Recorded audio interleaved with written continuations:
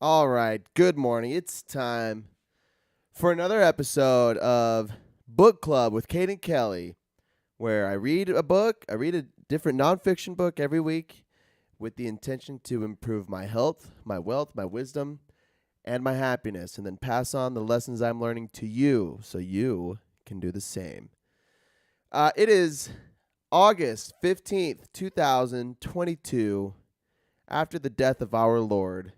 10:30 a.m. and I'm live on Twitch and YouTube and Facebook. And this uh this is uh this is it, baby.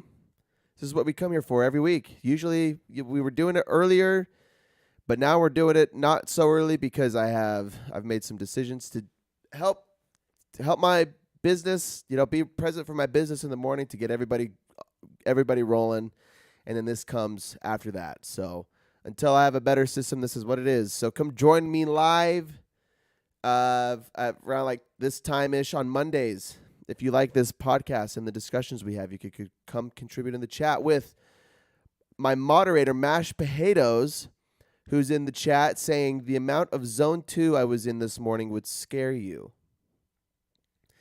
So that's who you get to rub shoulders with in this podcast in the chat. What kind of zone 2 training were you doing? Did you end up getting that bike? Did you end up getting a bike? Oh, no, wait. Was it you that was telling me you were getting a bike? I want a stationary bike too. Yeah, it's awesome.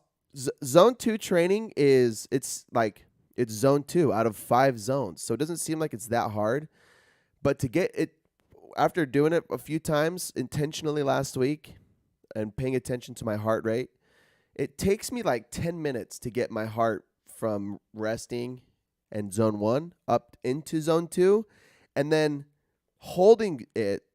It's not that hard. Like, I'm not exhausted doing it, and I'm not exhausted afterwards, but I still sweat like crazy. But one thing I love about intentional zone 2 training so far is, again, it's not like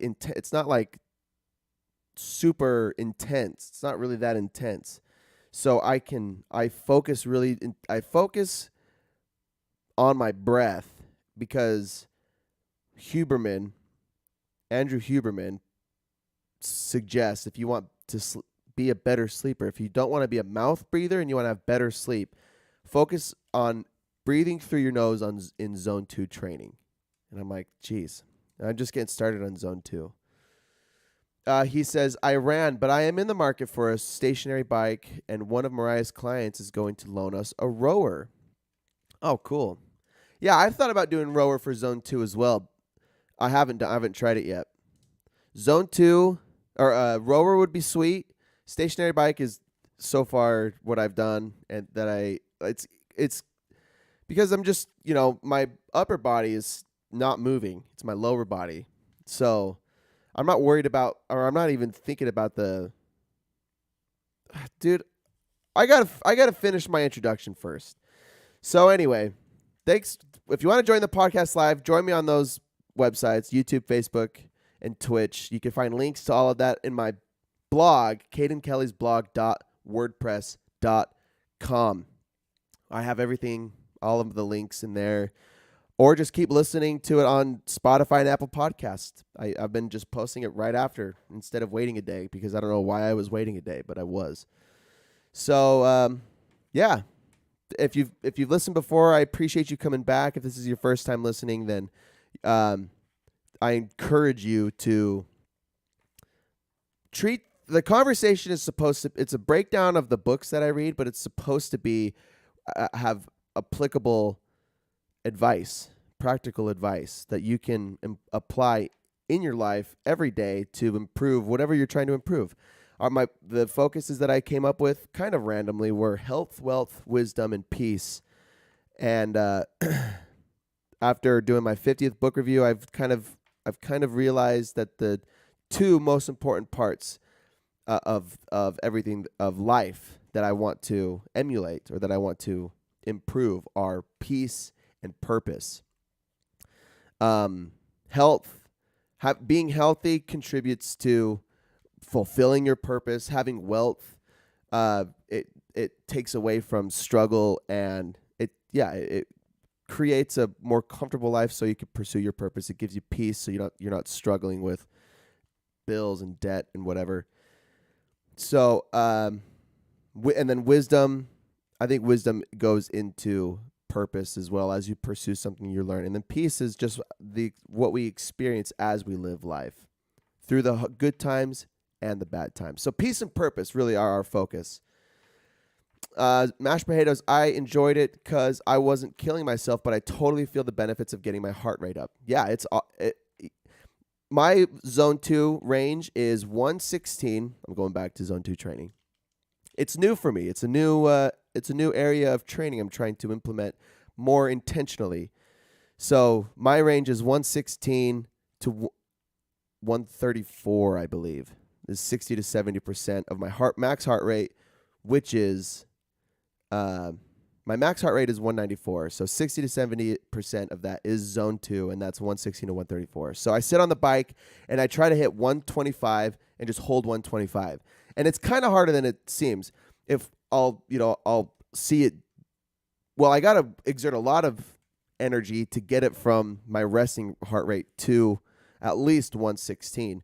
And then I see it climbing, so I slow down, and then I see it drop, so I work harder, and then I see it raise too high. Like trying to keep it intentionally in zone 2, it takes some focus. You got to stay aware. But it's easy, it's just a matter of going faster on the bike or going slower. And the bike that I was on didn't have intensity levels. It was one speed. And then I found there was one of those it looks like one of those stationary bikes that old people use. It doesn't look like a bike. It has the big fat seat. Anyway, I hopped on that, and I liked that a lot more because I could change the intensity, how hard it was to the pedal. So I cranked the intensity on the bike way high to get my heart rate in, and then I just lowered it. And then as I did it for 55 minutes. So over time, I just continued to decrease the intensity and maintain the speed to keep my heart rate in about 125. I really like it. I've noticed my yoga practice keeps me about the same zone in zone 2. It takes me like 15 minutes in yoga to get to zone 2, but there's a lot more fluctuation because it's not consistent effort. It's effort and with adjustments and changing postures and whatever. So I think the bike is the easiest. The rower could be the easiest. It could be easy. Running, I think, would work, but you have to sit and stare at your watch, and there's a lot of going on. And if you're running outside, you're paying attention to the outside. So I think you could lose focus on your heart rate a little bit more while you're running. Yeah. So I like the bike a lot. We're going for the suggestion from what's his face, Peter Attia, was 40-minute zone 2 trainings per week. Right, mashed potatoes? It wasn't, I had way over guessed, but it was 4 40-minute zone 2 training to improve with the intention to be as healthy as you can when you're 90 years old. And also to to give you a little bit more endurance through low intensity exercise, like pickleball, baby, because we're playing lots of pickleball. Last week, we played in a tournament. I played in 2 tournaments last week. Played in one in Bluffdale on Tuesday and got absolutely obliterated. It was my first tournament that I played in like 3 or 4 years. And I felt the pressure of competition and absolutely choked. So did my buddy, my partner. And then we played again on Saturday, and we had a good warm-up session, and we're determined to not suck. And we played pretty well. But we still didn't win. I want to win in a 3-5. We played 3-5, and we smoked the competition until the end. And anyway, probably gassed a little bit, just started making stupid errors. It was unfortunate, but it was a ton of fun. And I wasn't like physically tired, but when I went home and took a shower, I was pretty beat. So good times. Zone 2 training. Let's talk about the book that we're reading. Let me get some water first. Oh, yeah. I'm going to keep that close. So last week, I read, mostly listened to, because I guess to some people it's important to know if I'm reading or listening to audiobooks because it means so much to them. I listened to Braving the Wilderness by Brené Brown, The Quest for True Belonging and the Courage to Stand Alone. If you remember Brené Brown, we've read one of her books already. Not Dare. This is, yeah. Did we read Dare to Lead? No, it was, yeah. What was the other one that we read? She's got like 6 books. The other Brené Brown book was Dare to Lead, yeah, which was awesome. That one's How to Be a Vulnerable Leader. This one is The Quest for True Belonging and the Courage to Stand Alone. It was written just recently, 2019. Whoa, what are you talking about? I don't care, Siri. So, there's something yeah. So 2019, it was, let me tell you about Brené Brown if you don't remember who she is. Brené Brown, PhD, MSW. I don't know what MSW means. Is a research professor at the University of Houston, where she holds the Huffington Foundation Brené Brown Endowed Chair at the Graduate College of Social Work. She has spent the past 2 decades studying courage, vulnerability, shame, and empathy, and is the #1 author of 5 #1 New York Times bestsellers: Dare to Lead, Braving the Wilderness, which is this one, Rising Strong, Daring Greatly, and The Gifts of Imperfection. I believe my girlfriend is reading Daring Greatly right now, too. Her TED Talk, The Power of Vulnerability, is one of the top 5 most viewed TED Talks in the world with more than 35 million views. Brown lives in Houston, Texas with her husband, Steve, and their children, Ellen and Charlie. Yeah, I think I learned about her from her TED Talk. My mom shared it with me. Actually, I do remember. I had meditation once after yoga, and I think I wrote about it in my blog, which you can access at cadenkellysblog.wordpress.com, about vulnerability, about growing and learning new things require vulnerability, and I thought it was an original idea, but of course it wasn't, because Brené Brown has one of the top 5 most viewed TED Talks about vulnerability. So it was not an original thought, and I was fascinated by it. So I read that first book, Dare to Lead, and we've got 4 more books after this one to get her entire compendium to read all of her books. So I'm not mad. I don't have any original thoughts on this podcast. Everything I read, I'm learning all the wisdom from people who dedicate their lives to studying these topics, and then I'm trying to apply their lessons so I can be a healthy and wise and strong and peaceful and purposeful individual. So that's the point of all of this. So Braving the Wilderness. How do you find courage, and how do you have true belonging? So there was not a part 1 through 3. There were just 7 chapters, or maybe there were 8 chapters. I don't think 7 chapters. Yeah.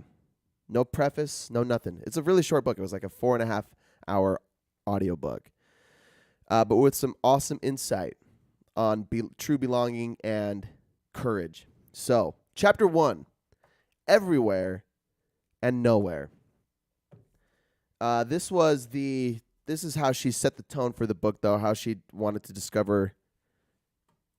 Well, actually, she's kind of funny.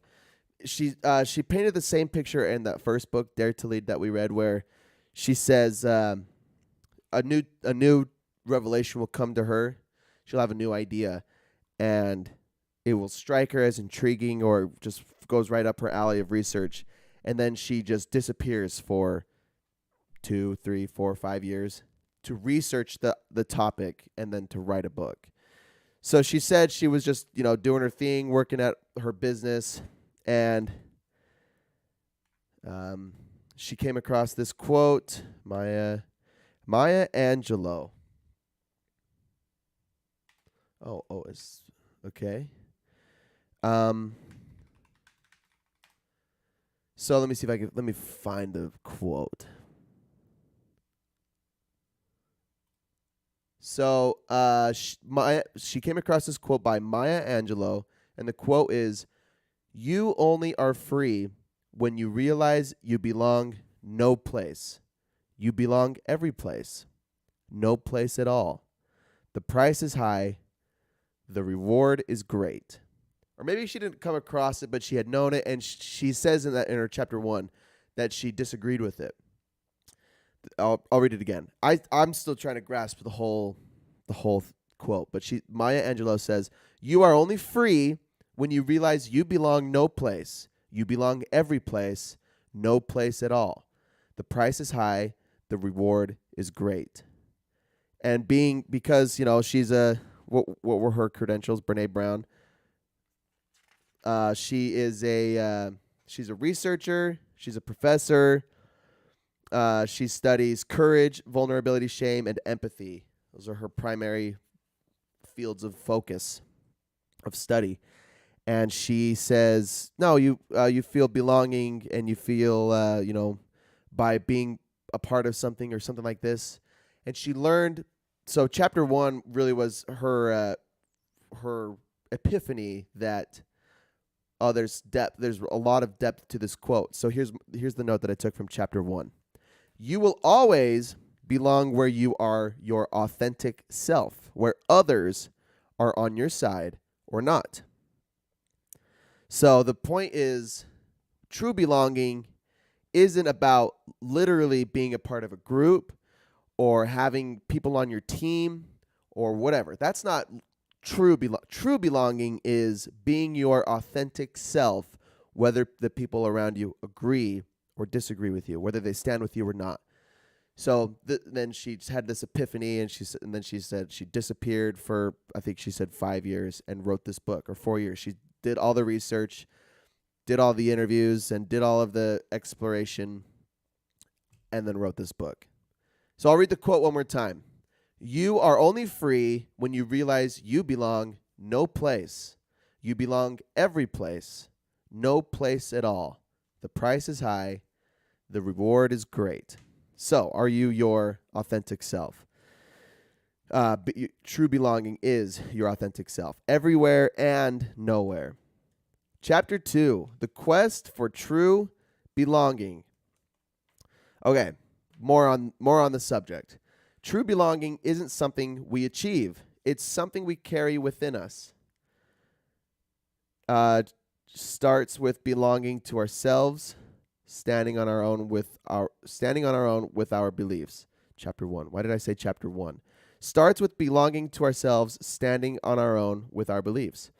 She defines spirituality as a belief that we are inextricably connected to each other through some higher power. Which is fascinating. It came out of some research, I can't remember, but again, I'm cherry picking the data, the things that they say. Oh, I can't take that call, Ed. I'm sorry. I'm cherry picking the data. She did all the work and the research and then wrote the book. I'm just explaining the results, the conclusions. So to do her justice, go read the book, right? Mashed potatoes. I was listening to a podcast yesterday. People are attracted to authenticity. If you're trying too hard to be the projection of what you want to be, people pick up on the lack of authenticity and they don't vibe with it. Yeah, that's exactly it. And I can think of, I can recall certain times of just being around people who are like kind of trying hard to be somebody they're not, where I've done that too, to try to impress somebody, or especially to try and impress ladies or something. It's not attractive. And then what is attractive is when you are true to yourself first, and people observe that, and then it's attractive because it's authentic. Yeah, it's the same. Share the podcast. I want to listen to it. But my note that I took from chapter 2, where Again, she defines spirituality as a belief that we are inextricably connected to each other through some higher power. Where this is the same idea that. Sorry, I'm just turning my do not disturb on. I keep getting distracted. I'm sorry. People are calling me, man. It is what it is. So the yogis say that we're all part of the one, and Christians say that we have a Father in heaven, and we are literally His children, and which means we are all literally brothers and sisters. Even atheists and humanists can say there is no higher power, but we are all made of the same dirt, the same soil, the same atoms. We have the same DNA construction. We're all one through Mother Nature. This is her definition of spirituality. Is understanding that we are all one, and I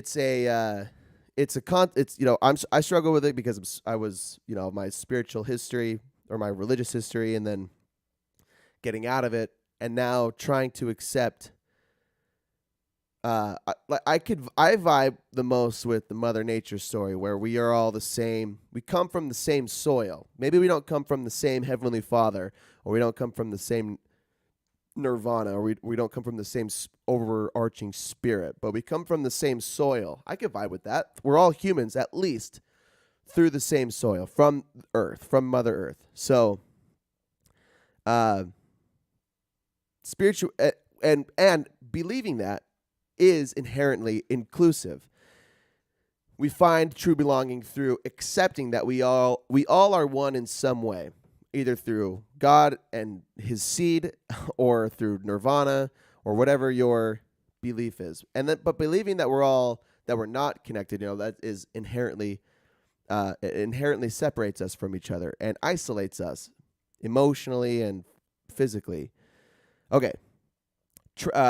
She breaks down trust, and she uses this. She breaks it down into an acronym, and she uses the acronym throughout her whole book. The podcast is Armchair Expert, and it's an interview with David Lieberman, Lieberman. So if you're interested in what Mashed Potatoes said about being attracted to authenticity, go check out Armchair Expert with Dax Shepard, interviewed with David Lieberman.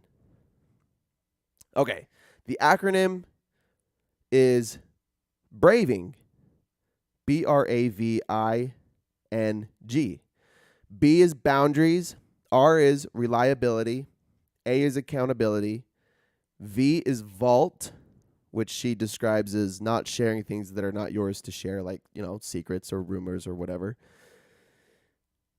I is integrity, N is non-judgment, and G is generosity. So trust relies on all of these. Is it 6, 7? All 7 of these values: boundaries, reliability, accountability, vault, integrity, non-judgment, and generosity. Okay, so, and then I said, find the definition for true belonging after she describes the acronym close to the end of the chapter. So I'm going to go to chapter 2. I'm going to go to the end of the chapter, and I'm going to find her definition for true. Oh, yeah, and it's bolded right here for me. It's easy. True belonging is the spiritual practice of believing in and belonging to yourself so deeply that you can share your most authentic self with the world and find sacredness in both being a part of something and standing alone in the wilderness. True belonging doesn't require you to change who you are. It requires you to be who you are. To be who, and then in my own words, to be who you are, whether the people around you agree with you or they disagree with you, whether they stand with you or against you. So that's true belonging. And if I'm going to back up just a little bit, this book is like direct application to those of you who feel lonely. She talks about so here's my preface to chapter 3, because chapter 3 is called, I actually didn't get it. High lonesome, a spiritual crisis. So I've felt lonely. There's been plenty of times where I've felt lonely. Most of my high school, adolescent time was spent feeling alone and, discovering who I am and what I like and what I don't like and the people I want to be around and the person I want to become, and not making great decisions, but also really not making any decisions at all and just feeling lonely. It's different to be around people than it is to connect with people. And this is chapter 3, is the antidote to loneliness, as we've learned through other books like Anna Lemsky's Dopamine. The cure to loneliness and isolation isn't to be physically around, isn't just to be around people physically, but it's to connect with them emotionally. And it starts with believing that you are connected spiritually in whatever way you believe it, right? Again, I'm not advocating for any which way, whether it's your Heavenly Father, it's your God, it's nirvana, it's just the spirits, or it's just the soil. All of us are connected in whichever way you choose to believe, to whatever depth. I tend to lean towards the shallowest of the shallow ways we are connected, which is we all come from the soil, we all come from Mother Nature, and I'm not projecting it. I'm just explaining.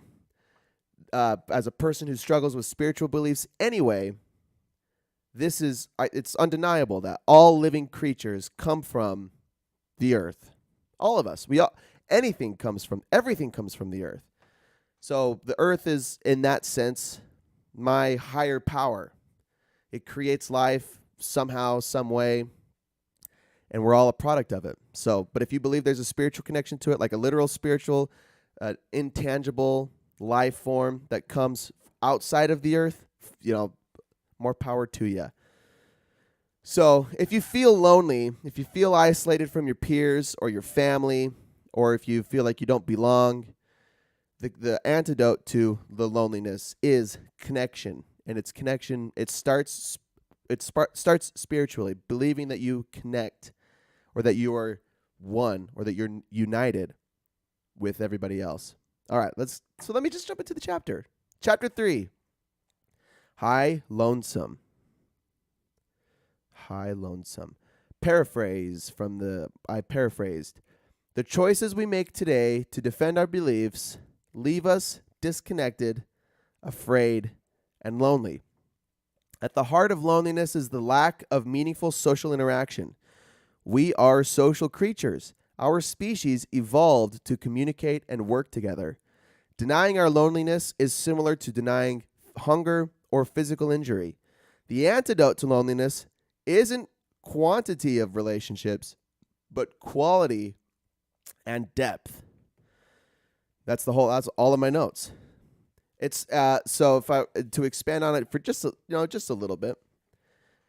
We live in a completely transformed world that our ancestors lived in because of technology, because of inventions. We have so many comfortable things around us now that our ancestors didn't have, and just to try to be as specific as possible, and as brief, really, because I know I've talked about this a ton before too. We have means of connection and interaction that have never existed, and as biological creatures who have evolved to interact with each other, we have found ways to. The word is make these interactions more efficient. What's the word for that? So instead of spending time hanging out with people, we text, and we're on social media, and we do phone calls and video calls. And our ancestors didn't have any of that, so if they needed to communicate something, they had to go see the person and look them in the eye in person.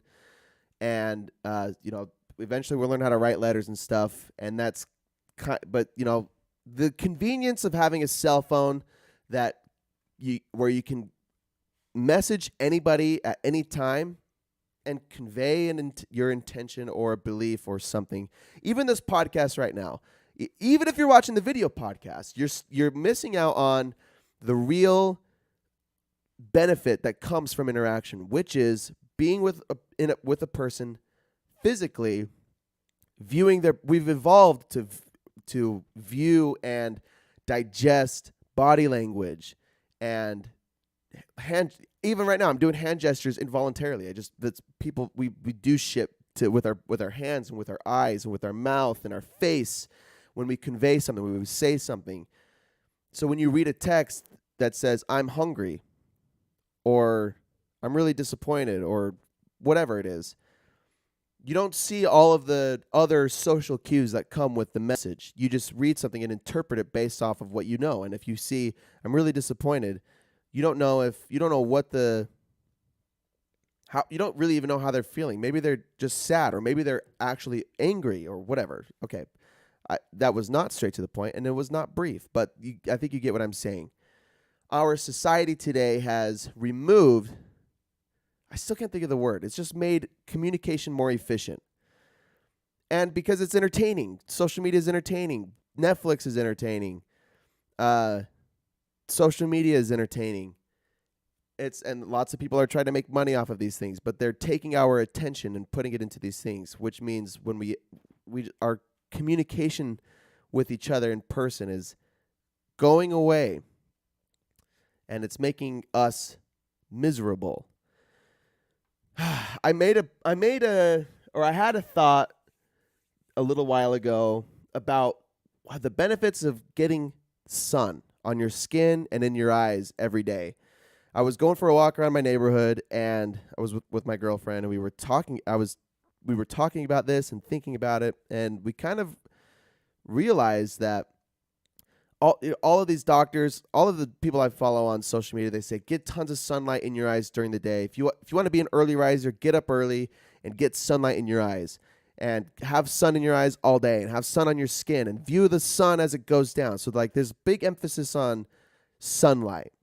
With our circadian rhythms, and how the sun interacts with our body. We're biological creatures that have evolved to behave a certain way and react a certain way to things. So we were on our walk, and I was like, our ancestors, they didn't have houses, they didn't have cars, they didn't have offices or big cities. They had huts, and they had to go hunt for their food, and they had to go find water and gather berries and fruit and whatever, and they were farming all day long, and then they would hang out with each other and play games. There just weren't, the society was completely different, and they got tons of sun on their skin and in their eyes involuntarily. That was just part of their life, their lifestyle. They got the benefits of the sun unintentionally. They just got them because what was required of them to survive required being in the sun all day long, for all those things that I just said. But now we could sit in our home and we could do everything without ever seeing the sun. And there's some days where I spend all day inside, and I DoorDash food, or I just have food that I have ready, and I watch TV, or I play video games, and I never see the sun all day long. And anyway,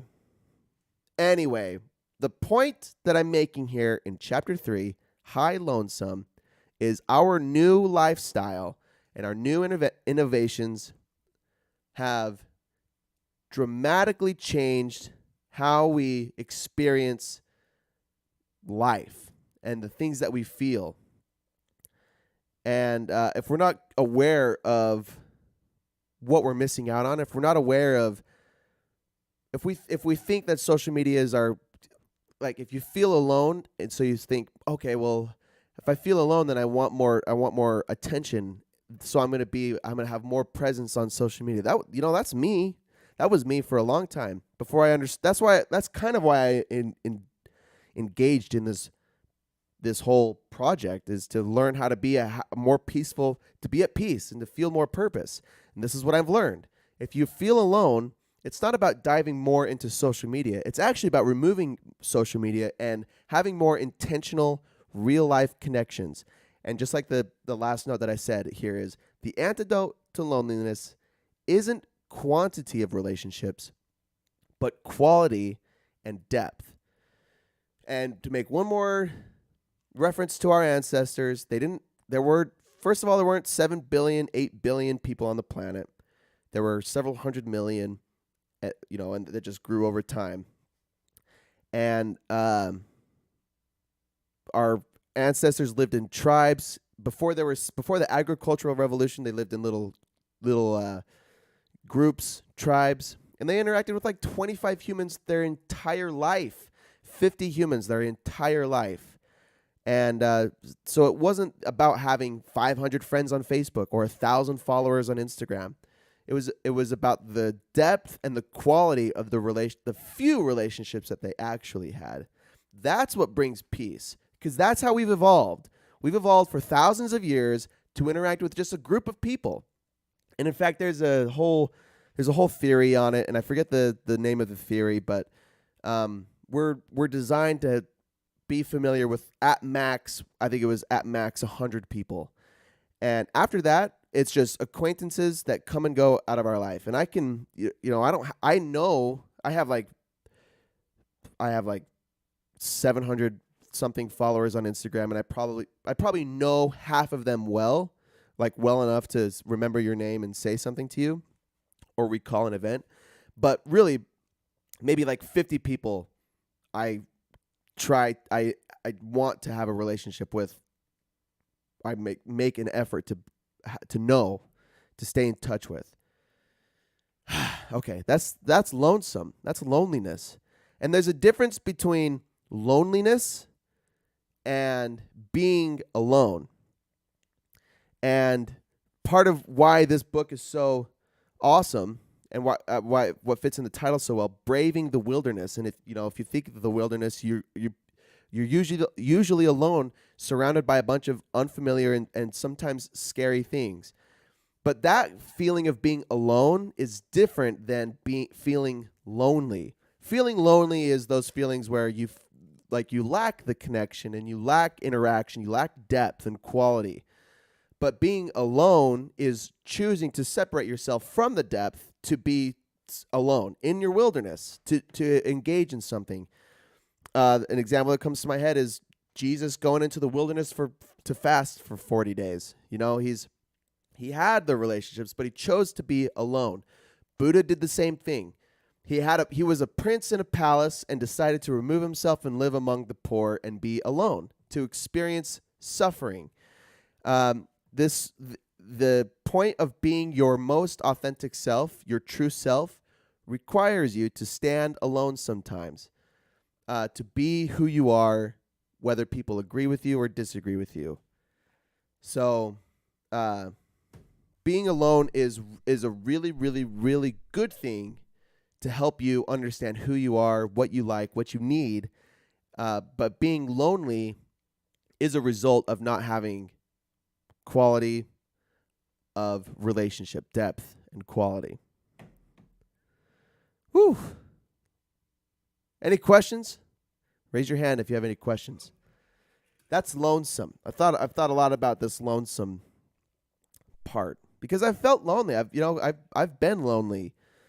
I still feel lonely sometimes. The feeling of FOMO, the fear of missing out on things going on with your friends. That's lonely. Those are lonely feelings.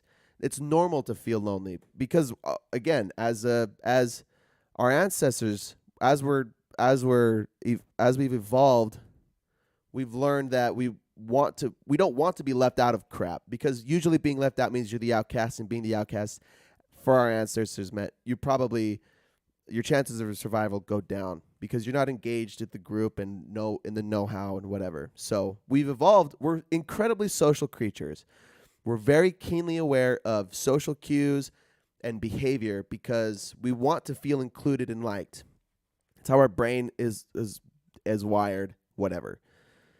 So I feel lonely. There's things that come and go in and out of my life, and I feel lonely or I feel great. And really, the antidote, even in those little moments of loneliness, is not to get attention from a bunch of people, but to reconnect with, or to connect with somebody that you have a good relationship with. All right, I'm going to move on from loneliness. Chapter 4. I'm going to get some water real fast.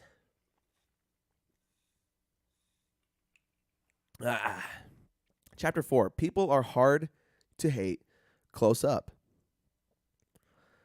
I have one note from this chapter. I said, pain is the catalyst to healing, but is a dreadful companion. I guess maybe we'll talk more about our ancestors, huh? When we're engaged. Let me just pause and gather myself. Pain is the catalyst to healing, but is a dreadful companion. When you screw up, or when somebody else screws up, it's easy to, one, you can dwell on it, or two, you can point the finger. But pain is the result. Pain, objectively, is the result of a misdeed or misconduct or a mistake, and is supposed to point you in the right direction. And physical pain is your body telling you there's something wrong with this, or you were hit, or you broke something, and so stop moving your arm, or stop touching your leg, or because this needs to heal. Pain objectively is an indicator that something needs to change. Sorry, I can't take your call, man. I'm going to send him a text because it's my guy. Hey, doing my pod. Can I call you back?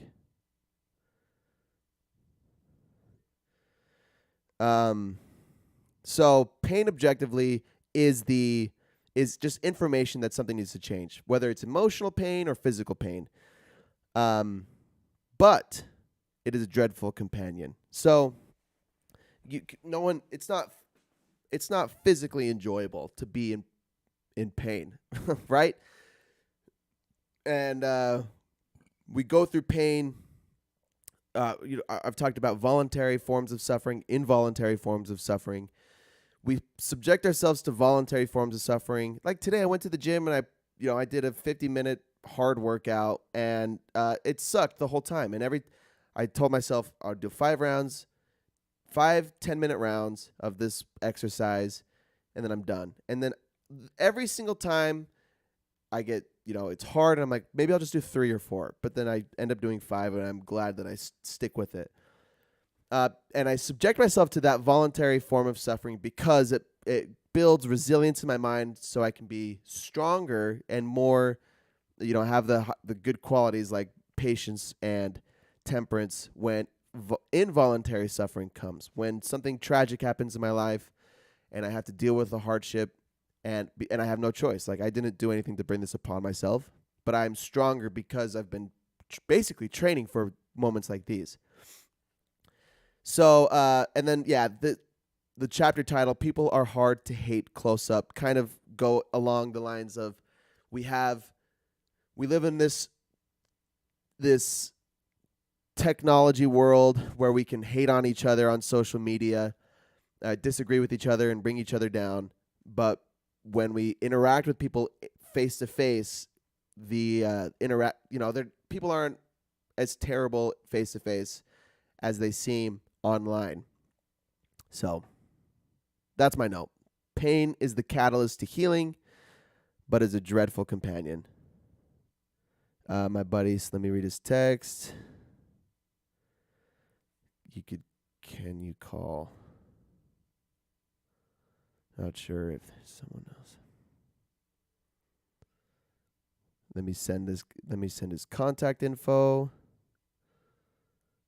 So maybe that'll help because this is my only solution to his problem. Okay. Let's move on. Chapter 5, Speak Truth to Bullshit. Starts with knowing ourselves, then a key eye on our acronym, braving, boundaries, reliability, accountability, vault, integrity, non-judgment, and generosity. That's the only note I took from chapter 5. Speak truth to bullshit. I guess maybe stand up for what you believe in, but also be respectful. Chapter 6, hold hands with strangers. This was an interesting chapter. If people or things bother you, like mosquitoes, that's what I said in my note, The way you grow your belief in human connection internally is, quote, show up for collective moments of joy and pain so we can actually bear witness to inextricable human connection, which look like attending church, sports events, funerals, etc. So this is I imagine goes hand in hand with our idea on spirituality and oneness and shared human experience. It's important to be our most authentic self with other people, with strangers. And I have a really hard time. Okay, so here's my problem with this. So everybody vibes differently, right? No, but not everybody's into the same things.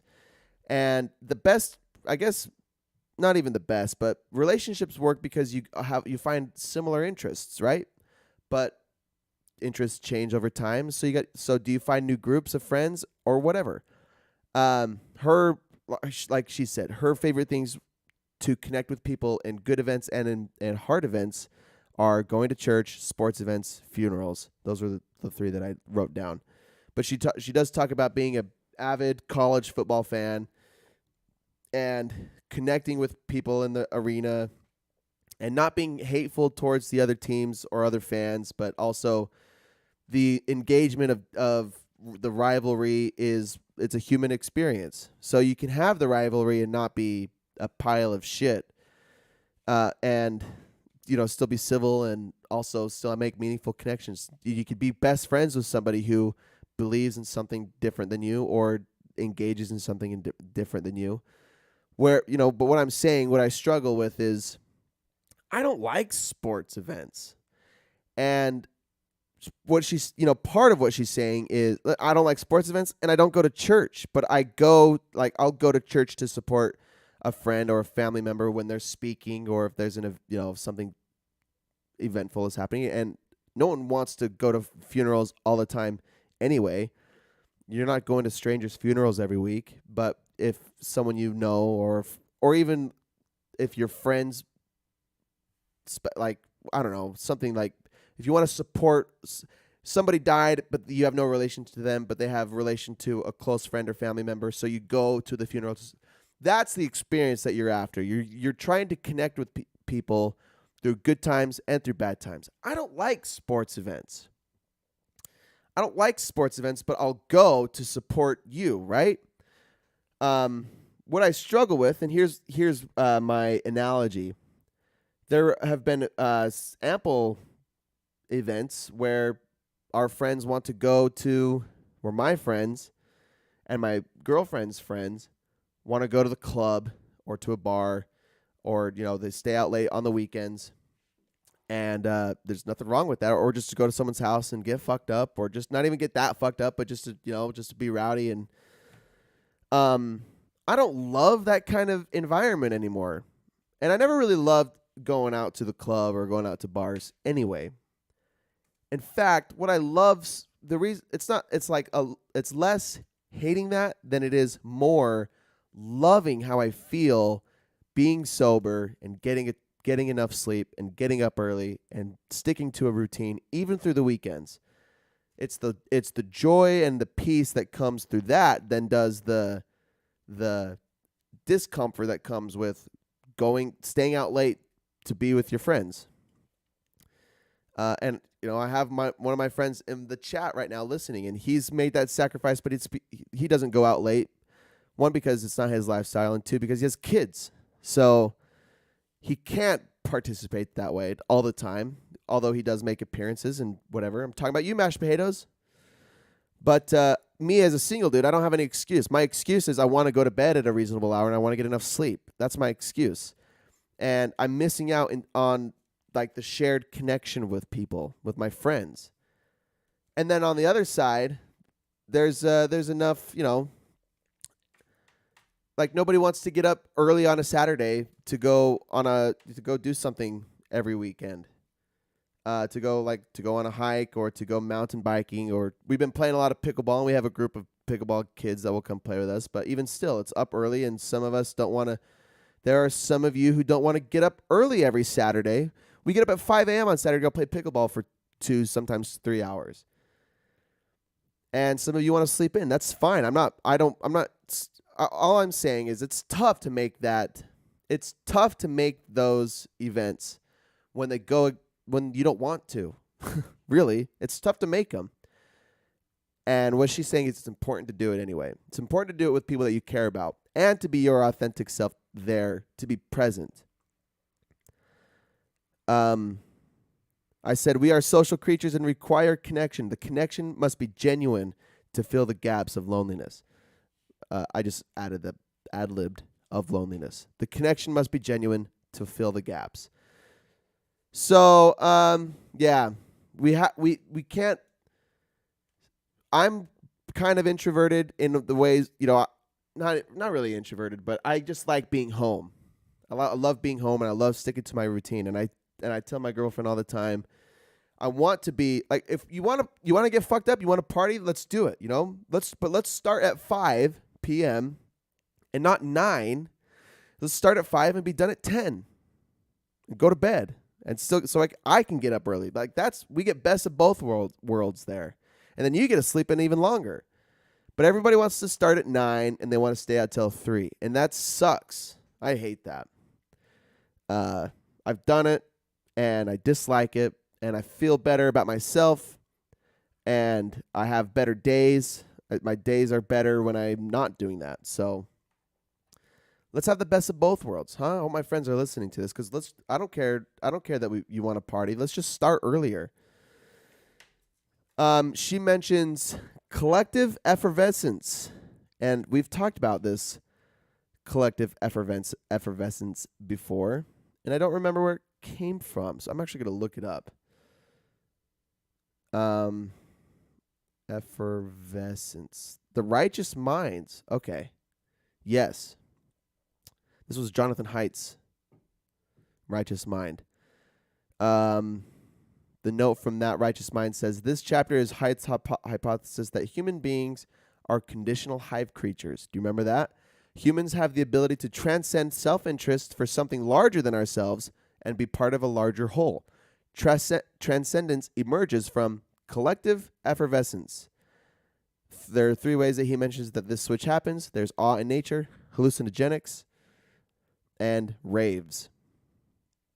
Okay, so this is awesome. Now, I totally remember.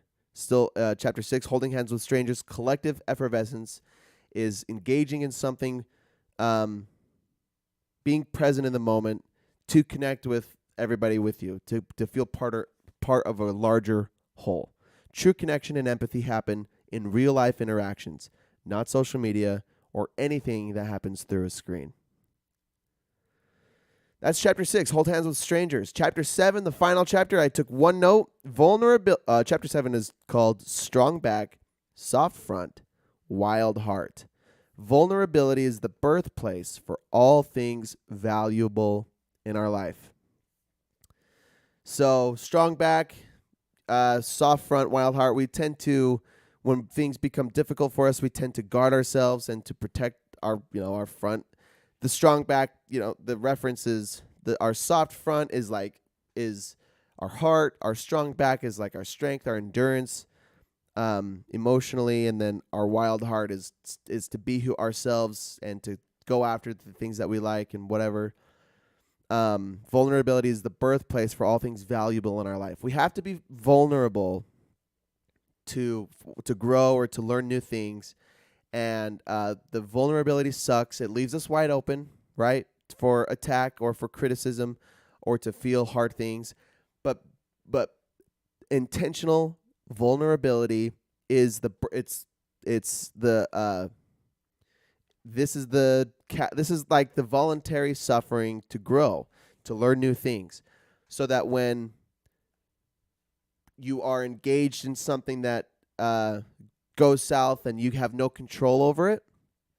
For example, voluntary vulnerability is like taking piano lessons and learning from a piano teacher, or taking jujitsu or something, where you are engaged in something, you have no idea what you're doing, In jiu-jitsu, there's potential to get hurt. There's literal vulnerability. But piano lessons, there's just like the embarrassment of not knowing what you're doing. And then involuntary vulnerability is like, it's kind of like being called out for something. Maybe you're at work and you submit a project and your boss comes out in front of everybody and says, "What the hell is this?" And you have to defend your project in front of, you're vulnerable in front. You get stronger through the involuntary situations by subjecting yourself to voluntary situations. And I'm coming up with this on the fly, but I will stand by this principle. Voluntary vulnerability allows us to be stronger and more resilient through involuntary vulnerability. But in all things, in anything, if you spend time in the wilderness alone, not lonely, but alone, to explore who you are and what you want out of life and who you want to be around, then it requires some vulnerable action to go after those things and to be that person, the person that you want. And you have to, like, if you want to be a great pickleball player, you got to go take lessons. You got to join a clinic and practice every day. And then you got to play with people that are better than you, and you're vulnerable that way because they'll kick your ass and they'll make you look stupid or feel stupid or whatever, and bring your teammate down, whatever. It can happen, and it happens with business. It happens with relationships, with your kids, whatever it is. If you want to grow, you have to be vulnerable. And like she says, vulnerability is the birthplace for all things valuable in our life. Don't protect your soft front. Be strong, be resilient, and allow yourself to be in difficult positions with good intention. Protect yourself if people are out to attack you, and then do your best to mitigate those situations. But in any case, that's the book. That's how you brave the wilderness. Brené Brown's Braving the Wilderness: The Quest for True Belonging and the Courage to Stand Alone. I'll probably be doing more Brené Brown books over time. She's got a lot of good books. This is a great book. It was really short. Didn't realize it was so short, and it's kind of nice after reading, a fucking 17-hour book or listening to a 17-hour book. The next book that we're doing is called The Simple Path to Wealth by J.L. Collins. Your roadmap to financial independence and a rich, free life. I was supposed to read this a few weeks ago, and I accidentally bought the wrong book, and that was when I did Set for Life, which was also a really awesome book, and I'm glad I ended up reading that because that was awesome. But I still have this one to read, J.L. Collins, The Simple Path to Wealth. So this will be next week. If you want to join that conversation live, you can join me on Facebook and Facebook, Twitch, and YouTube. The links are in my blog, cadenkellysblog.wordpress.com. You can also check out my 15-minute brief podcast, which is the same thing as this, just shorter. So you can if you want to go touch up on a conversation, you can get the gist in 15 minutes or less on that podcast called Here's the Point with Caden Kelly. That's on Spotify and Apple Podcasts and also my blog. So check all that out there. And for this week, brave the wilderness. Spend time understanding who you are, what you want out of life, and then be okay being vulnerable, to go after what you want, to be the person that you want, to have the things that you want. Don't be a dick, and also don't be afraid to be vulnerable. Don't be afraid to put yourself in uncomfortable situations where the outcome will make you a better person. If you want to be rich, then you have to be vulnerable by asking for help from a mentor, or you have to be vulnerable by whatever. So that's it. Thanks for tuning in. Mashed Potatoes, you're the OG. And we'll see you guys next week. It'll be August 22nd, and I should be here. So it'll be maybe around 10:30 a.m. Mountain Standard Time. We'll see you next week. Have a good one.